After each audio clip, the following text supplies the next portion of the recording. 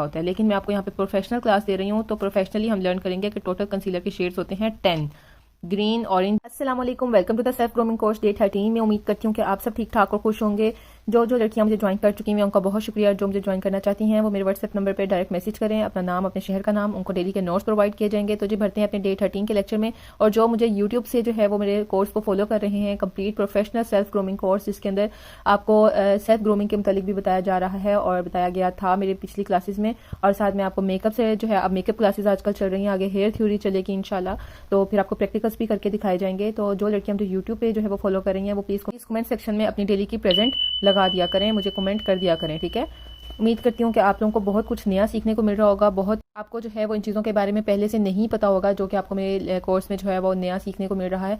अगर जो है वो आपको कुछ चीज़ समझ नहीं आती तो आप काइंडली कमेंट सेक्शन में पूछ लिया करें, और अगर समझ आ जाती है तो प्लीज़ मोटिवेट किया करें, इंकरेज किया करें, क्योंकि ये मैं आपके लिए ही बनाती हूँ, आपको ही नॉलेज देना चाहती हूँ। मेरे पास तो अल्हम्दुलिल्लाह अल्लाह का शुक्र है, और मैं चाहती हूँ कि आप सबके पास मेरे से भी ज़्यादा हो। तो प्लीज़ जो है वो मोटिवेट करते रहा करें, इंकरेज करते रहा करें कि हमें अच्छा समझ आ रहा है, हम ये भी आपसे समझना चाहते हैं। और जी मेरे चैनल को सब्सक्राइब कर लें। चलें हम अपने आज के लेक्चर की तरफ बढ़ते हैं। डे 13 का लेक्चर जो है वो हमारा कंसीलर के बारे में है। जैसे कि डे 12 में जो है वो हमने पढ़ा था बेस के बारे में, प्रोफेशनल बेस क्या कैसे बनाते हैं, टीवी पेंट स्टिक बेस और फ्लॉलेस बेस। डे 12 का और डे 11 का लेक्चर आप देख सकती हैं।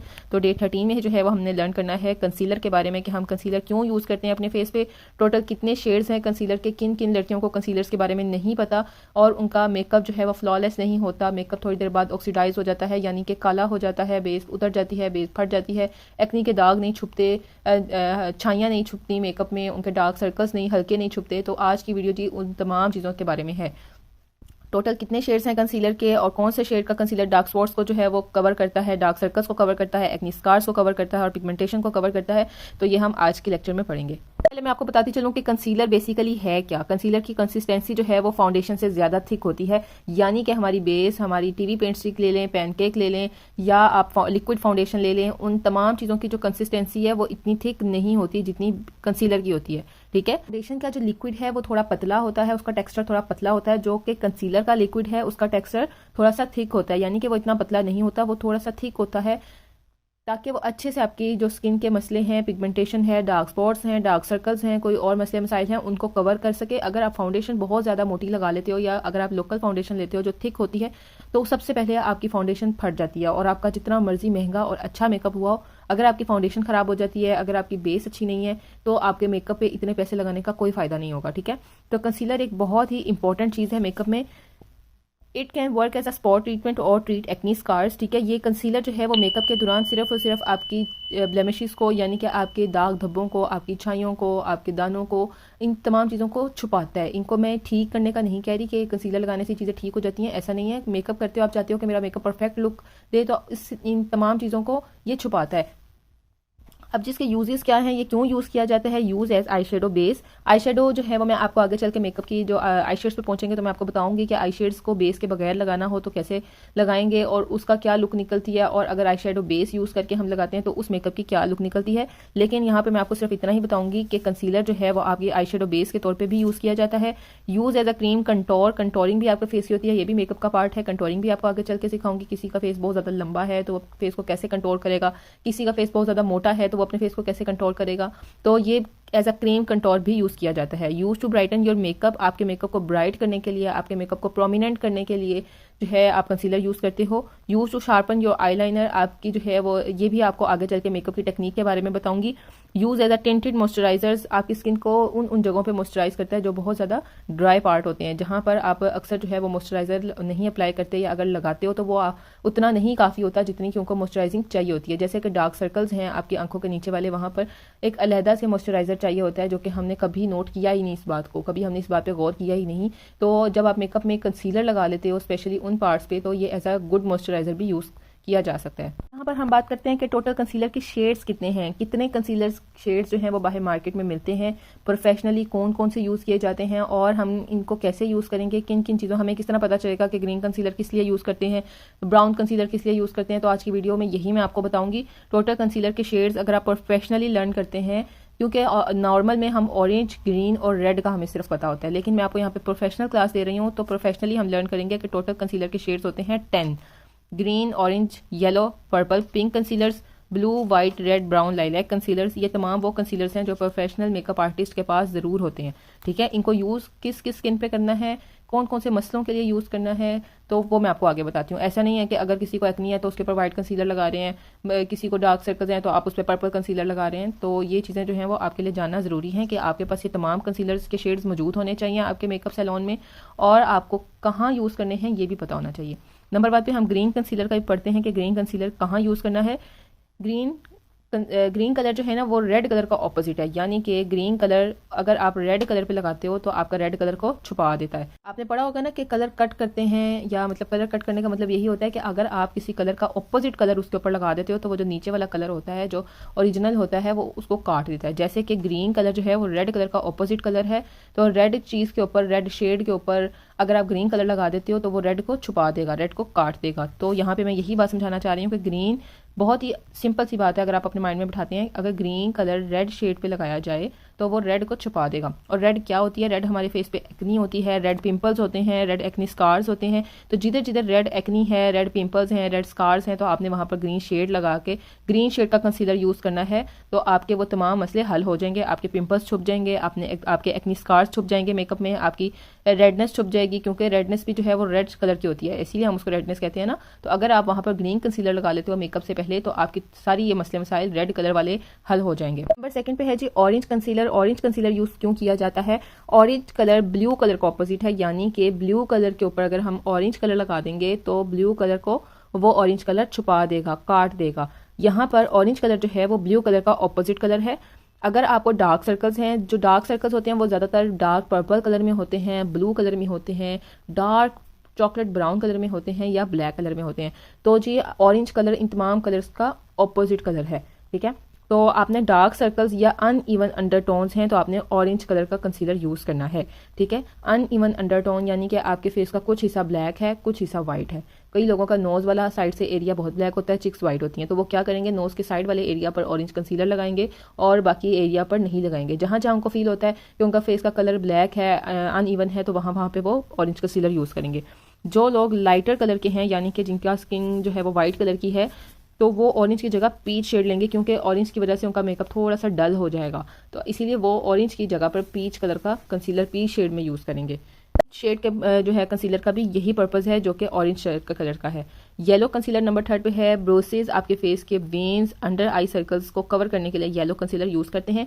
जो आपके कई लोग होते हैं जिनके फेस पे वेन्स नजर आती हैं छोटी छोटी, और वो जो है वो चाहते हैं कि हमारी ये वेन्स हमारे मेकअप में नजर ना आए, तो जी येलो कंसीलर आपने लेना है। एले गर्ल के जो है वो कंसीलर्स अच्छे हैं, तमाम शेड्स में प्रोवाइड हैं, तो आपने जो है वो येलो कलर में कंसीलर लेके उस एरिया पर जहाँ पर आपकी वेन्स नजर आती हैं या आपका अंडर आई के जो सर्कल्स हैं, एक पूरे हल्के होते हैं जो आपकी पूरी आंख पे होते हैं, आंख के ऊपर वाले हिस्से में भी होते हैं, आंख के नीचे वाले भी हिस्से में होते हैं, और कुछ लोग होते हैं जिनका खाली जो आंख के नीचे वाला हिस्सा है वो थोड़ा सा स्वेल भी होता है और थोड़ा सा डार्क कलर में होता है, तो आपने येलो कंसीलर यूज़ करना है ऐसे एरियाज पर, तो आपका जो है वो मेकअप बहुत फ्लॉलेस होगा। नंबर 4 पे हम बात करते हैं पर्पल कंसीलर की। पर्पल कंसीलर फेस की डलनेस, स्वेलोज और येलो अंडरटोन को करेक्ट करने के लिए यूज़ किया जाता है। ठीक है, आपके फेस की जो डलनेस है ना उसको खत्म करते हैं। वही बात जो अनइवन स्किन टोन है, यानी कि कहीं से आपका एरिया जो है वो थोड़ा थोड़ा ब्लैक है, डार्क है, कहीं कहीं आपको लगता है कि मेरा फेस बहुत ब्राइट है, तो जो उनसे एरियाज डार्क है वहाँ आपने पर्पल कंसीलर लगा लेना है हल्का हल्का। ठीक है ना, तो आपने जो है वो लगा के उसके ऊपर अपनी बेस लगानी है, तो आपकी स्किन एक जैसी टोन की हो जाएगी। येलो अंडरटोन का मतलब यहाँ पर मैं बात कर रही हूँ कि आपने जो फेस की आपकी डलनेस है, यानी कि येलो कलर की, यानी कि कहीं कहीं से आपका रंग जो है वो पीला है, कहीं कहीं से आपका जो रंग है वो ठीक है ना, तो वो जो पीलाहट वाला रंग है उस जगह पर आपने पर्पल कलर का कंसीलर लगाना है, और उसके बाद अपनी फाउंडेशन लगानी है, चाहे वो टीवी पेंट स्टिक हो, चाहे वो पैन केक हो, कुछ भी हो, तो आपकी बिल्कुल परफेक्ट बेस बनेगी। ठीक है, और जो एरियाज ब्राइट करना चाहते हैं वहाँ पे पर्पल कंसीलर यूज़ करेंगे, जैसे कि चीक्स, फोरहेड, हम यहाँ पर टी जोन एरिया को भी हम यहाँ पे बात कर रहे हैं, या वी जोन एरिया की हम बात कर रहे हैं। तो जो एरिया हम ब्राइट करना चाहते हैं, यानी कि हम चाहते हैं कि हमारे फेस का टी जोन एरिया ब्राइट लगे, तो हम उस एरिया पर पर्पल कंसीलर यूज़ करेंगे। फोरहेड हमारा थोड़ा सा बड़ा लगे, नोज़ हमारा थोड़ा शार्प लगे, हमारी चीक्स जो हैं वो ग्लो करें, तो हम पर्पल कंसीलर यूज़ करेंगे। नंबर 5 पे हम बात करते हैं पिंक कंसीलर की। पिंक कंसीलर यूज़ क्यों किया जाता है? पिंक कंसीलर रेड, ऑरेंज और येलो कलर को मिलाकर जो है वो पिंक कंसीलर बनाया जाता है।